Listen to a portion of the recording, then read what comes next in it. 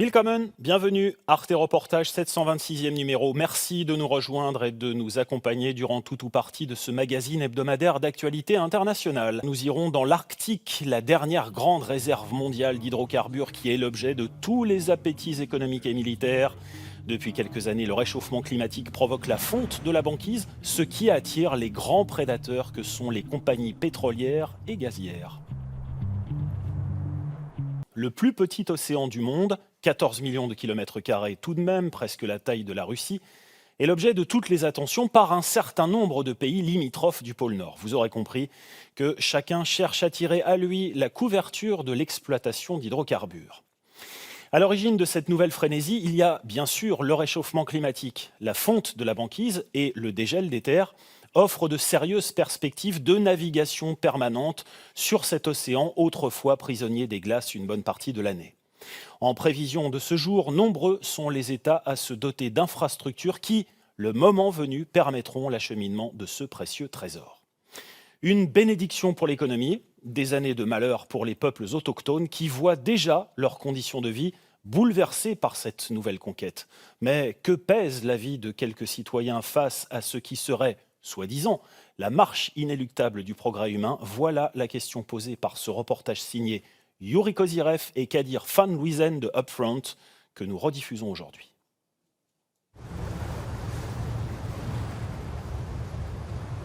Depuis 2 ans, un étonnant balai de navires fend la banquise de l'océan Arctique.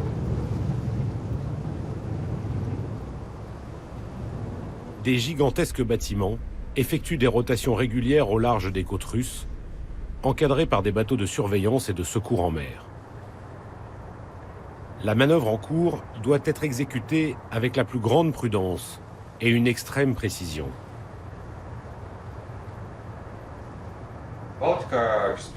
Nous supervisons le chargement de pétrole brut en provenance du terminal. Nous préparons le canal de navigation. Nous transférons le mètre d'amarrage à bord du tanker. Mais notre fonction principale, c'est de parer à toute fuite de pétrole.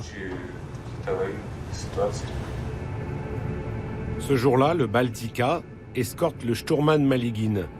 Il fait partie d'une flotte de 6 tankers brise-glace russes, transportant l'or noir vers l'Europe et l'Asie. Il vient dans ce chenal charger le pétrole brut extrait à quelques kilomètres de là, en Sibérie. L'Arctique est devenu le nouvel Eldorado de la planète.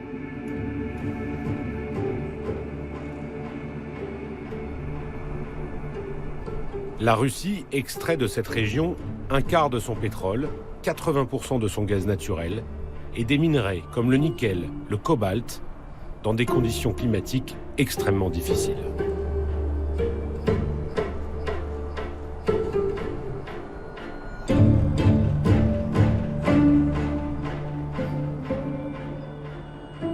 L'essentiel des hydrocarbures est destiné à l'exportation. Grâce à un chapelet de ports situé sur son littoral arctique, la Russie contrôle désormais une route commerciale qui relie l'Europe à l'Asie par le passage du Nord-Est.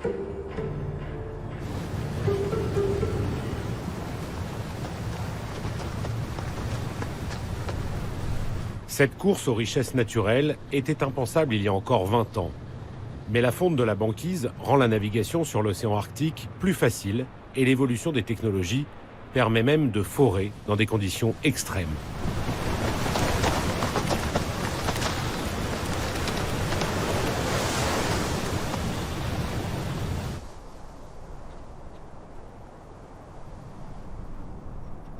En juillet dernier, côté canadien, une expédition escortée par les gardes-côtes est venue observer l'influence des dérèglements climatiques sur les courants marins.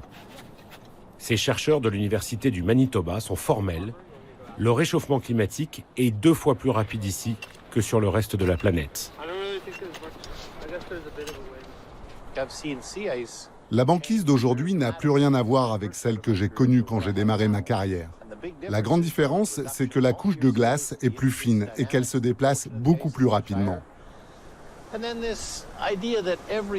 Et puis les étés sont tout à fait inhabituels. On le voit ici dans la baie d'Hudson. On la survolait l'autre jour et la température était de 19 degrés à plus de 7000 mètres d'altitude. Au sol, il faisait 2 degrés. La raison, vous la voyez autour de vous. Nous sommes sur une banquise qui fond, faisant monter l'air chaud dans l'atmosphère, alors que la surface reste froide. Dès que vous montez un peu, l'atmosphère est dominée par des courants d'air chaud en provenance du sud. À quelques centaines de kilomètres d'ici, la ville de Churchill a battu des records de chaleur à 32 degrés. Est-ce que la banquise va continuer à fondre? Je dirais que oui. La banquise ne sera plus jamais comme je l'ai vu au début de ma carrière. Nous avons passé le point de non-retour et la bascule s'est faite probablement autour de 2007-2010.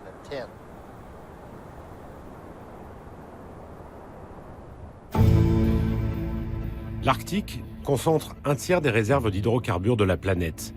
Le réchauffement climatique permet de forer plus facilement. Et la Russie le fait intensivement depuis 2 ans. Il y a encore 3-4 ans, on disait que le trafic maritime était quand même quelque chose,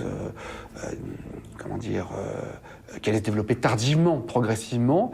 Et ça y est, la Russie est en train de sortir le gaz exploité à Yamal par la voie, la route maritime du Nord par l'Est et l'étroit de Bering l'été, et par l'Europe en hiver. L'entreprise russe Novatek s'est alliée à Total et à la Chinese National Petroleum Corporation. La Chine achète beaucoup de gaz pour remplacer le charbon trop polluant et elle compte beaucoup sur la Russie pour s'approvisionner. En juillet dernier, une deuxième tranche du terminal gazier de Yamal a été inaugurée avec 6 mois d'avance sur le calendrier. À terme, il devrait produire entre 3 et 5% du gaz naturel liquéfié mondial.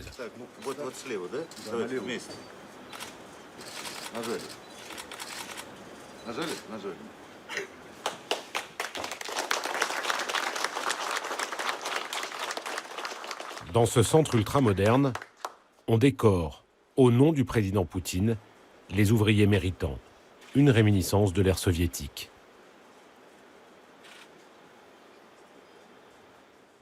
Une fois liquéfié, le gaz naturel est transporté par bateau.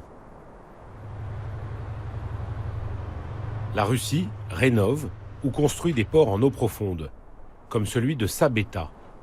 Il y en aura 16 d'ici 2025, sur toute la côte, accessibles à des navires de gros tonnage, aux coques renforcées.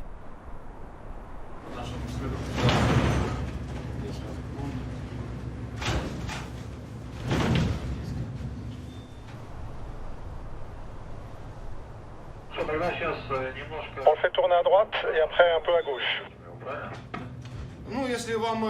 Oui, si ça ne vous dérange pas, vous pouvez passer tout droit. Et après le pousser sur le côté. Ce serait parfait. C'est clair, alors on va avancer puis le tourner. Parfait. Le méthanier, Christophe de Margerie, peut naviguer dans 2 mètres d'épaisseur de glace. Il est le premier d'une flotte de 15 tankers en construction permettant d'exporter le gaz vers la Chine et la Corée par la route du Nord-Est. Cette nouvelle route amenée à se développer. J'espère que ça va marcher. C'est un avantage économique évident pour les entreprises comme pour les clients. La distance est raccourcie de façon considérable et le coût devient très avantageux.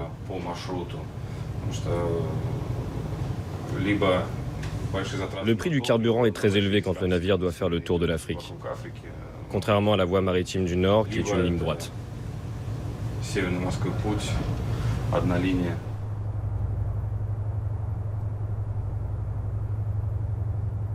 La Russie construit aujourd'hui des routes comme celle-ci, longues de 350 km, reliant 2 grandes villes de la péninsule de Yamal. Mais elle bâtit aussi des ports, des aéroports. C'est un investissement pour l'avenir. L'importance stratégique des exploitations d'hydrocarbures arctiques pour la Russie est déterminante. Premièrement parce que elle représente 46% du budget de l'État russe. Deuxièmement, elle représente les 2 tiers des entrées de devises étrangères en Russie, ce qui est colossal, et ce qui est déterminant pour justement la soutenabilité des finances publiques russes. et lui permettre de pouvoir continuer ses investissements tant en Arctique qu'ailleurs. Les investissements de la Russie dans cette zone ne datent pas d'aujourd'hui. Le port de Doudinka, sur le fleuve Yenisseï, ravitaille le centre minier et sidérurgique de Norilsk depuis les années 30. Ce centre métallurgique, le plus grand au monde, fait aussi de Norilsk la ville polaire la plus polluée par les métaux lourds et le dioxyde de soufre. Malgré les efforts pour atténuer les effets de la pollution, les affections respiratoires sont fréquentes et l'espérance de vie bien en dessous de la moyenne nationale. Mais Norilsk est un pôle industriel stratégique qui génère à lui seul 2% de la richesse du pays. Un patrimoine national.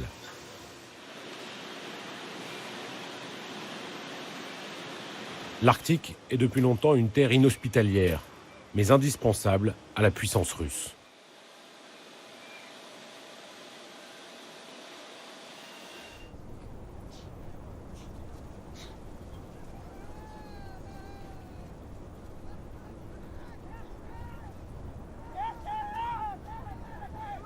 Si la conquête de l'Arctique est économique, elle est aussi territoriale. Elle a des conséquences sur le mode de vie des populations locales de la péninsule de Yamal, les Nénètes.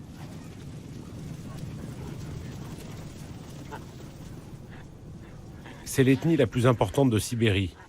Pour l'essentiel, elle vit de l'élevage de rennes et un peu de pêche. Aujourd'hui, plus de 10 000 Nénètes élèvent 300 000 rennes dans les pâturages de la péninsule. Sous leurs sabots, les énormes gisements de gaz et de pétrole.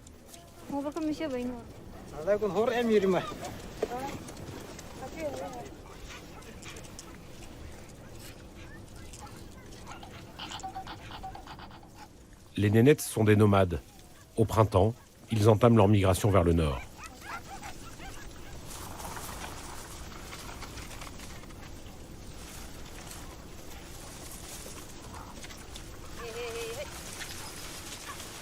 L'été, ils parcourent 10 km par jour lorsque les rennes traînent leurs traîneaux sur l'herbe. Mais en hiver, ils peuvent faire jusqu'à 20 km en glissant sur la neige.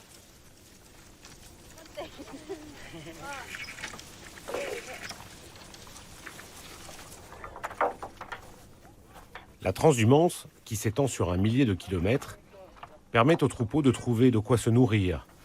Mais depuis que l'exploitation des champs de gaz et de pétrole s'est étendue, les zones où les familles s'implantaient l'été sont devenues inaccessibles.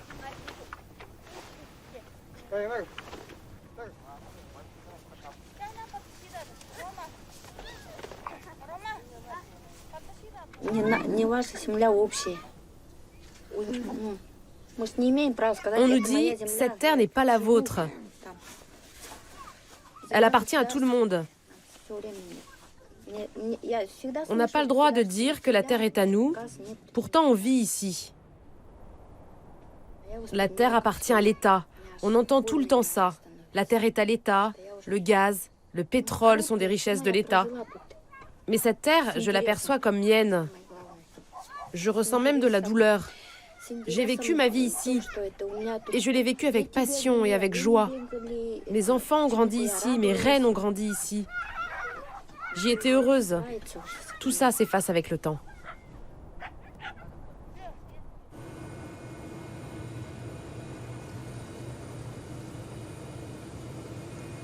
À la fin de l'été polaire, des hélicoptères se posent dans les campements pour emmener les enfants dans les internats.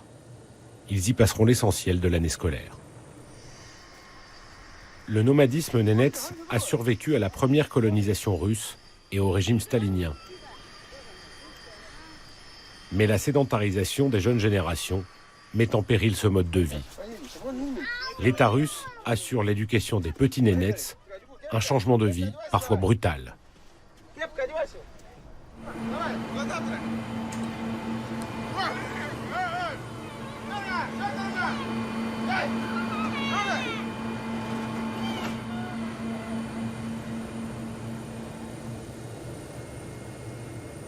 Après avoir grandi jusqu'à 7 ans en plein air, au milieu de la toundra et des rennes, les enfants se retrouvent entre 4 murs pour apprendre le russe. Ils ne seront rendus à leur famille que 9 mois plus tard.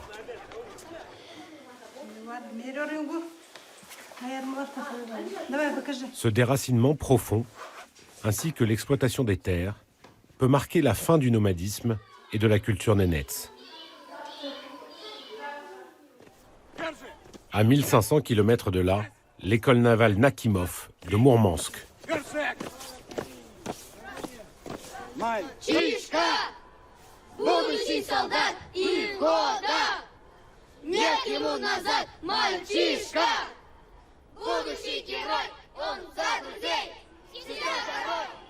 Ces 5 dernières années, 9 écoles de cadets comme celle-ci ont vu le jour sous l'impulsion de Vladimir Poutine.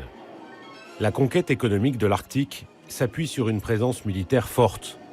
Le président russe a créé une force spéciale arctique de 6000 hommes afin de contrôler l'ensemble du territoire, mais il a aussi renforcé la marine.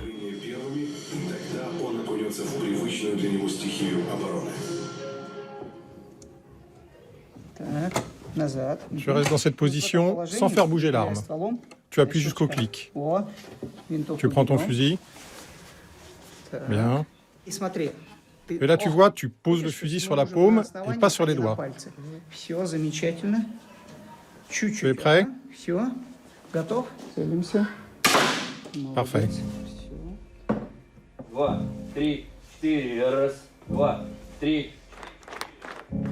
L'Arctique sera sans doute la première affectation pour tous ces jeunes de l'école des cadets.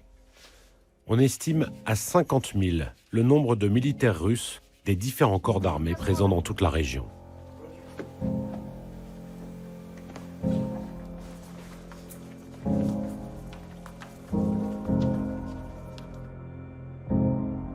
La Russie est en train de moderniser ses bases navales. Des aérodromes de l'ère soviétique sont remis en état de marche. 27 bases seraient opérationnelles, soit 2 fois plus qu'il y a 15 ans.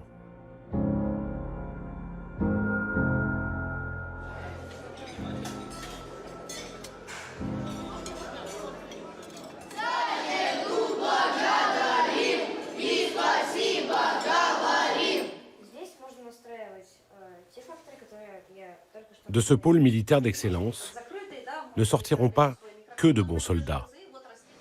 Ici, ils apprennent aussi l'agronomie, la géologie, la mécanique. La Russie forme à tous les métiers nécessaires au développement civil et militaire de l'Arctique. La Russie était déjà présente dans cette zone. Elle avait déjà habité son Grand Nord, donc en fait, elle ne fait que le réhabiter. Et en fait, je pense que ce qui explique le retard des autres puissances arctiques pour leur développement du territoire du Grand Nord, c'est aussi un petit peu la méconnaissance. C'est-à-dire qu'au final, hormis des études basées sur les probabilités de présence de ressources, il y avait eu très peu de forages, par exemple pour le pétrole ou le gaz, exploratoires. Donc du coup, il y a un vrai enjeu de recherche scientifique. Et pour les Américains, l'enjeu dans le Grand Nord, c'était plutôt être prêt quand il le faudra. C'est pas être prêt au plus vite, c'est plutôt savoir, mais en fait, pourquoi on veut développer l'Arctique. Et donc la stratégie d'Obama visait plutôt à l'époque 2030. Vous voyez, donc il n'y avait pas d'urgence. On ne se dit pas, il faut qu'on rattrape la Russie. Et de toute façon, il y a une telle asymétrie de puissance militaire, en tout cas, dans cette zone, entre les différents pays, qu'il n'est pas question d'un rattrapage.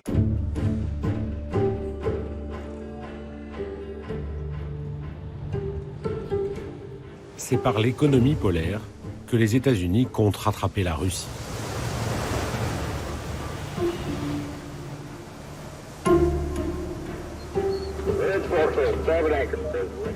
L'année dernière, Donald Trump a autorisé les forages en Alaska. Ils étaient interdits sous le mandat de Barack Obama.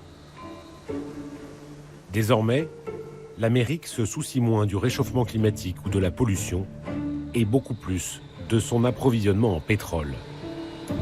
Les gardes-côtes, piliers de l'armée américaine, recevront de nouveaux navires d'ici 2022 pour assurer l'intégrité de leurs eaux territoriales.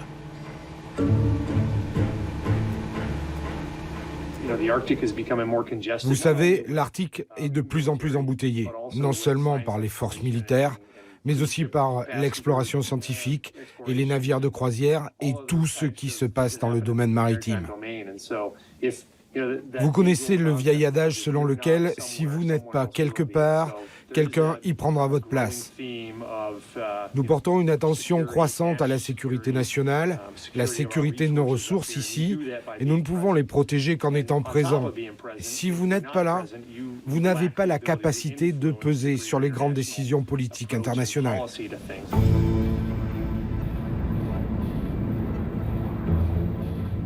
Le Canada aussi entraîne ses troupes arctiques.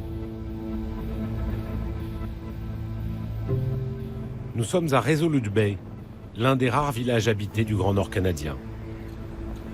Exercer sa souveraineté ici, c'est apprendre comment se déplacer, se nourrir, se protéger, dans des conditions climatiques extrêmes, moins 30, voire moins 40 degrés. Le gouvernement a prévu d'étoffer ses troupes au sol et de mieux contrôler son espace maritime. Officiellement, il n'y a aucune raison d'envisager un conflit direct avec la Russie. Mais un regain de tension ailleurs dans le monde pourrait avoir des répercussions ici.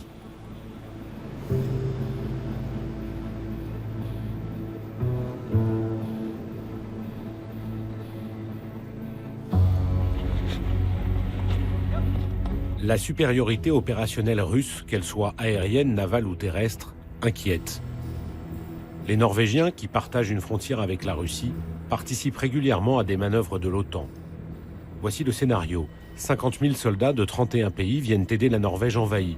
L'agresseur n'est évidemment jamais nommé, mais il s'agit bien sûr de la Russie. La militarisation de la région est réelle, et même si elle ne sert officiellement qu'à sécuriser les routes commerciales et assurer un secours en mer, elle provoque inquiétude et tension.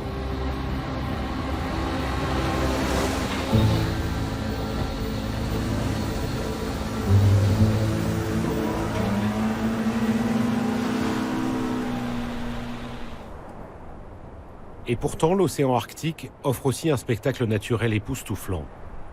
Et plus la glace fond, plus il est accessible.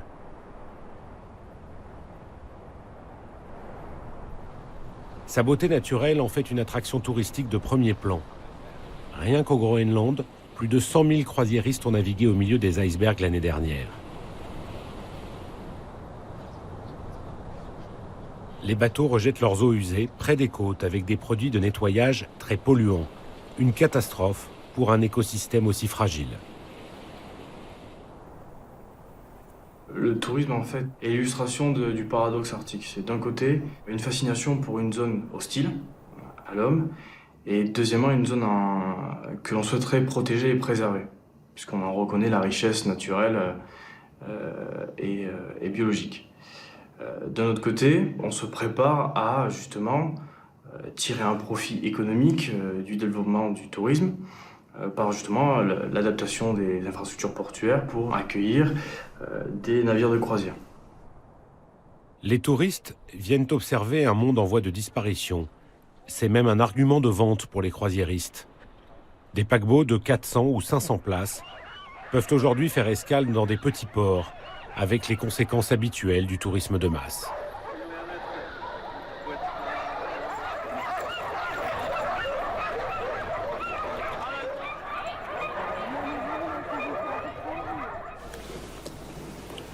Bon nombre de fjords dans le Svalbard ne peuvent plus se traverser en motoneige.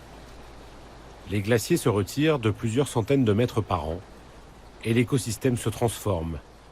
Des poissons, comme les maquereaux et les morues, apparaissent, alors que certaines espèces d'oiseaux disparaissent. C'est un endroit très riche, mais les colonies d'oiseaux sont plus éloignées. Le glacier a reculé de 4 km. Ça signifie également que les oiseaux doivent parcourir 8 km de plus pour chercher la nourriture et rentrer au nid. C'est donc un chamboulement pour les oiseaux. Ils doivent voler plus longtemps et dépensent une énergie importante pour élever leur progéniture. Quand j'étudiais la biologie dans les années 80, on travaillait sur des modèles adaptés à l'environnement. Mais nous avons cessé de tout modéliser. Les changements sont rapides et les animaux réagissent très mal à des changements aussi importants. Ils ne peuvent plus s'adapter. C'est un environnement qui est devenu imprévisible. 2016 et 2018 ont été les 2 années les plus chaudes des 100 dernières années. La banquise fond à vue d'œil. L'Arctique, qu'on admire aujourd'hui, ne sera bientôt plus qu'un lointain souvenir. Mais sa conquête commerciale et militaire ne fait que commencer.